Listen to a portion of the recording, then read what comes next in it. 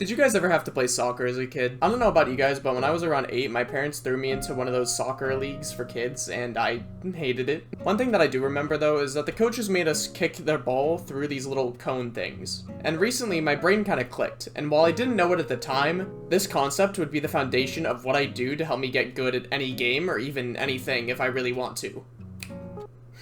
Drills. In the world of competition, drills are mainly seen within the world of physical sports. Stuff like figure 8 dribbling for basketball, or as I mentioned earlier, stuff like cone drills, both of which are likely going to help you with your control of your equipment. Now you may be asking, Phisheyy, how's this going to apply to Apex Legends? What equipment do I have? And to that I say, well, what are you playing the game with? For you mouse and keyboard players like me, this is the part of the video where I'm going to talk about how good aim training is, if applied correctly. Even if you don't play on M&K though, I'm going to introduce some important concepts in this part of the video, so stick with me here. I think right now in gaming there's a bit of a problem with how aim trainers are perceived. Many people believe that aim training just doesn't work due to how it is commonly introduced to people, with clips of pro players playing grid shot very fast and cool. Yeah, I hate to break it to y'all, but if you want to improve your aim, this is not the way. I would highly recommend checking out Elevated's video about this phenomenon, and I'm going to mention a few more videos you should check out, so all of them will be linked in the description if you want to take a look at them. When it comes to aim training, improvement, and drills as a whole, one of the main concepts behind utilizing them is to improve what you are weak at or want to practice in an isolated environment free from external factors. This is what I'm going to call focused and isolated practice, hence being focused on improving in one particular area within an isolated environment. Are you having trouble tracking Horizon on her lift, or Octane on the jump pad? Try playing some precision tracking scenarios or playlists. Is your aim shaky when you're fighting? Try some smoothness scenarios to get your hand leveled. Want to hit more shots with your wingman or PK? Try some dynamic clicking focused playlists. Do you not even play Apex and are having trouble tapping heads in Valorant or Counter-Strike? There's probably a Kovacs or AimLabs playlist to help you with that. Of course, learning proper technique is also really important. You're not going to get much stronger by deadlifting with improper form, and the same goes for aim training. For my controller players out there, Verholst is living proof of how using drills in your training could help you become one of the best players out there. He has a wonderful video on drills in the firing range that you could use to help you improve your mechanics. Verholst has also talked about his use of drills in his training before, and I think it's clear to see that that's paid off. Of course, for certain games, certain types of aim are going to be more important, and even then, aim isn't everything when it comes to mechanics. One more thing about these mechanical drills. There are a certain subsection of people who will tell you to neglect these and to just play the game itself. While aim training certainly isn't required, it allows you to practice an area you're lacking in repetitively without interruptions, hence the focused and isolated practice, allowing you to improve at a faster rate if done correctly. Of course, just playing the game is probably going to help you improve, and for some people, it will be enough, but I believe by doing some of these drills, it will help you improve faster. Of course, most games usually do have an in-game trainer of some sort, and I would recommend using these, for example, the firing range, deathmatch modes, ability-specific trainers, which are actually very good and I'd highly recommend if you play a game like Overwatch, and these also show how focus and isolated practice can benefit you. You want to be playing your game that you want to improve at more than you aim train, but you want to use stuff like aim training to practice certain concepts and apply them in-game. Drills are also not just all mechanical either, and even in the world of physical sports, athletes will use mental drills to keep their brain sharp, and in gaming, your brain is arguably the most important thing you have.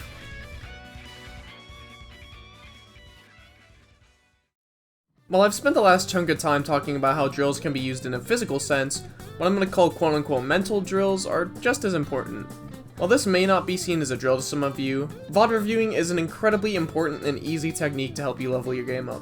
VOD reviewing allows everyone to look back on and review their gameplay and mental processes, letting them identify weaknesses which they may need to improve on.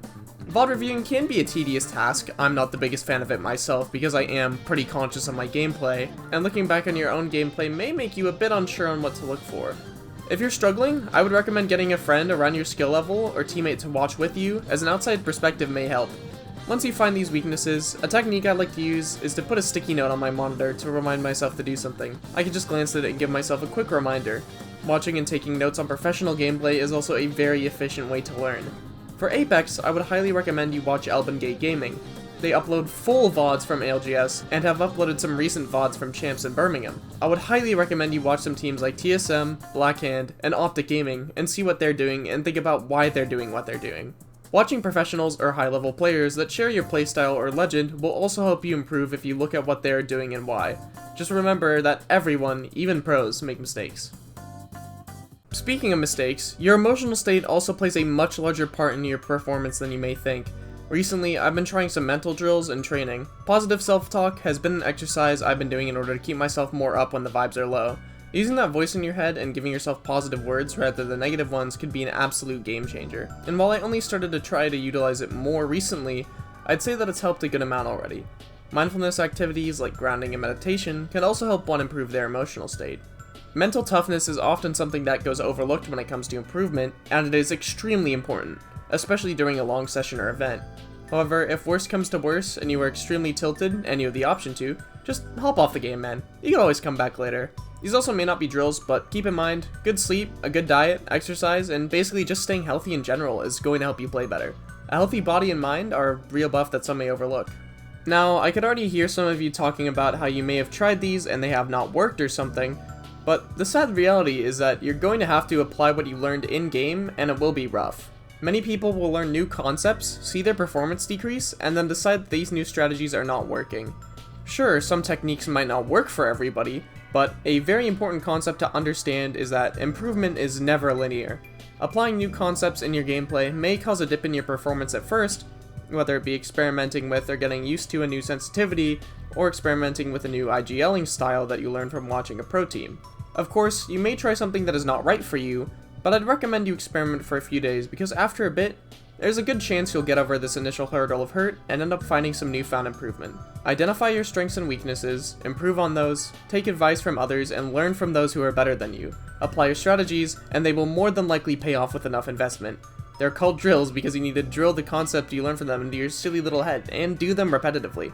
If you may be doubting me still, I recently have used these concepts in order to improve at something I've never really done before, and improved pretty quickly for my skill. So much so that I'd call myself pretty okay at it.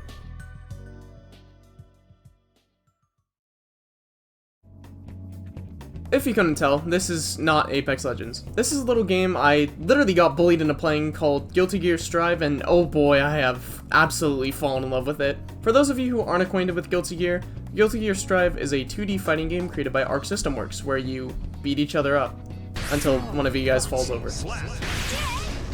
Strive is also the first 2D fighting game I've ever played, and my only other knowledge of fighting games has come from Super Smash Bros., so I had some knowledge down, but basically everything was completely new to me. At the time of writing this video, I have about 130 hours in Strive, and I'm the second highest rank in the rank tower, floor 10. Of course, I do not have much tournament experience yet, but I want to try to get better so I can hit Celestial, the highest rating in the game, and start competing in tournaments more. Tournaments are definitely a better judge of a player's skill than just tower, and if I want to improve more, I should start trying to compete in them. While this may not be the best of the best, I'm very proud of myself for how I've been doing, and I got so far so fast just by using these concepts such as VOD reviewing and mechanical drills such as labbing combos. Not to mention the large amount of external research I've done on websites like Dustloop, and watching YouTubers in order to get a better understanding of the strategies that go into fighting games, how my character works, and how other characters work so I can better strategize how to counter them. If you want any proof of the concepts I talk about in this video to work, look no further than my own journey in Guilty Gear.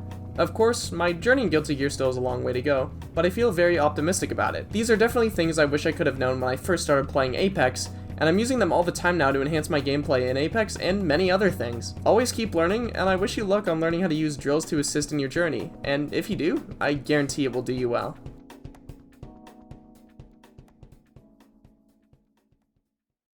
Hey everybody, I just wanted to give a big thank you for watching my little YouTube video. I've had this video idea in my head for a while, and I finally had the courage to make it a reality.